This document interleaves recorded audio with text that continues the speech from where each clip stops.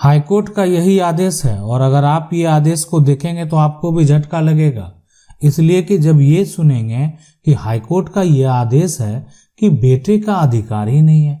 अब ये पिता है ना, अब इनका ये बेटा है, अब ये बेटा है और ये इसकी पत्नी है। अब अगर एक पिता ये कहता है कि नहीं, बेटा को हम अधिकार नहीं देने वाले हैं, बेटा जहाँ चाहे जैसे रहे, है ना, बेटा अब यहाँ पर दोनों केस है कि बेटा या तो मान लेते हैं क्या हो सकता है, बेटा विवाहित होगा, ठीक है, दूसरा केस जो होगा वो बेटा जो होगा वो अविवाहित होगा। तो ये दोनों केस में जो है पिता जब अगर ये चाहता है कि नहीं बेटा का अधिकार नहीं होने वाला है, तो ये ऐसा क्या हो सकता है, ये पॉसिबल है, ये संभव है क्या? ये हाईकोर्ट के द्वारा जो ऐसा आदेश दिया गया है, क्यों दिया गया है, क्या ऐसा हो सकता है? क्या सुप्रीम कोर्ट जाने की जरूरत है?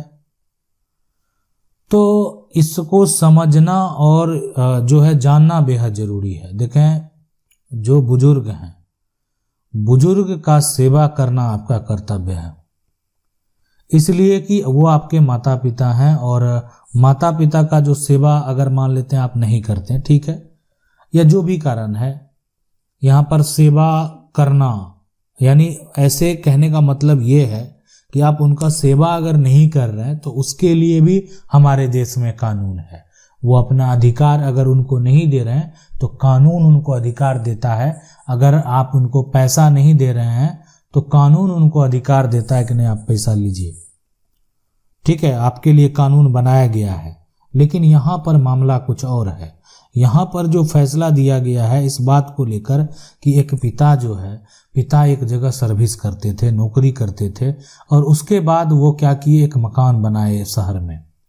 उनको लगा कि इसमें अपना परिवार रहेंगे और जीवन यापन करेंगे। एक पिता है और एक तरह से एक उनकी पत्नी यानी जो बेटे हैं उनकी माँ भी है। बेटे का विवाह होता है, बहुत धूमधाम से विवाह होता है। घर में बहू आती है और बहू आने के बाद जो है एक कहने का मतलब नया घर का आप कह सकते हैं कि माहौल बनता है और वो माहौल जो बनता है वो माहौल बनता है घर में जो है कलह का। यानी घर में इस तरह से जो माहौल बन गया कि अशांति फैल गई। कब फैली? जब घर में जो है बहू आती है।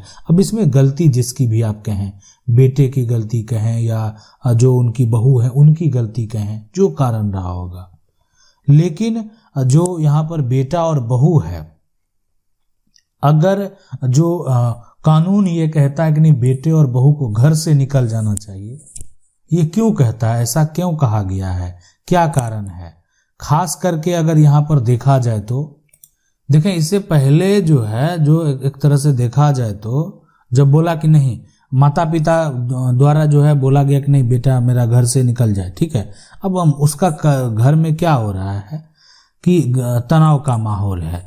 तनाव का माहौल को देखते हुए जो है एक तरह से एक पिता कह रहा है कि नहीं आप बेटा को घर से तुम निकल जाओ, ठीक है, घर में रहने का तुमको अधिकार नहीं है।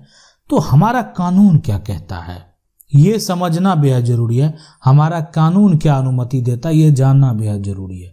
हमारा कानून की अगर हम बात करें तो हमारा कानून ये कहता है कि अगर जो एक ये पिता हैं, जो माता हैं, अगर उनसे बेटे का संबंध अच्छा नहीं है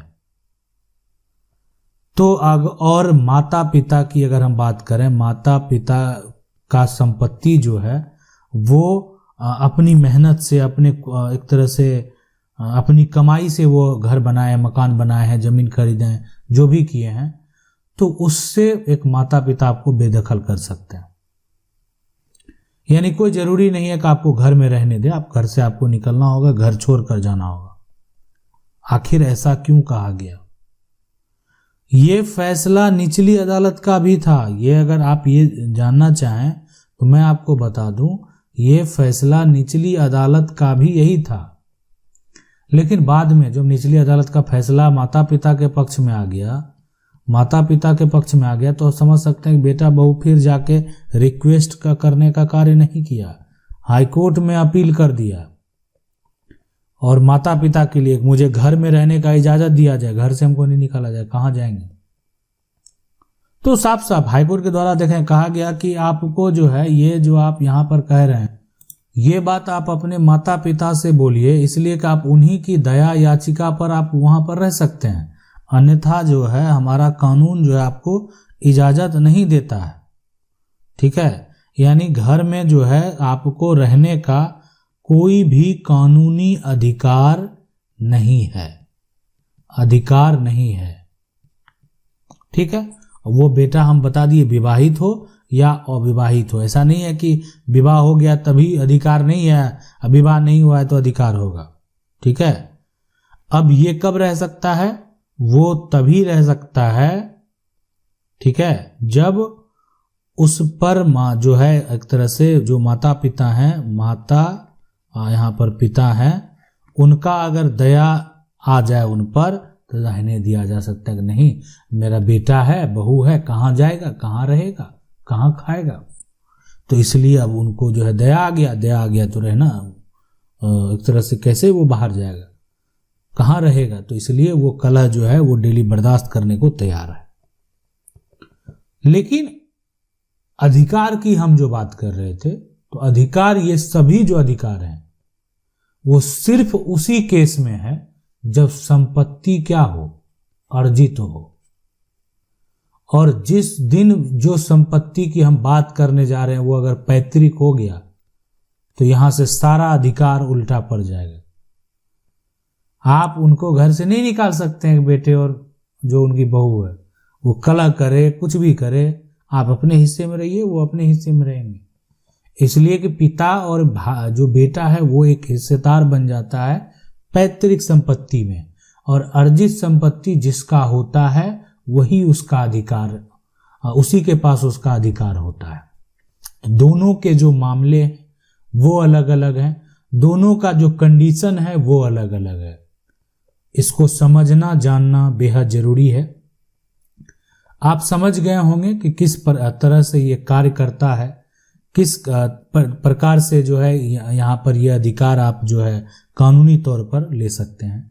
आगे जो है हो सकता है कि हाई कोर्ट के बाद वो लोग सुप्रीम कोर्ट भी जा सकते थे, लेकिन बहुत ऐसे है जो मामले सुप्रीम कोर्ट लेकर नहीं भी जाते हैं। अगर कोई भी मामले में आप आगे अपील नहीं करेंगे और आपका टाइम जो है वो समय सीमा जो है वो अगर खत्म हो जाता है तो इसका मतलब साफ साफ होता है कि आप आगे अपील नहीं करना चाहते हैं और आप उस फैसले को आपने स्वीकार कर लिया है।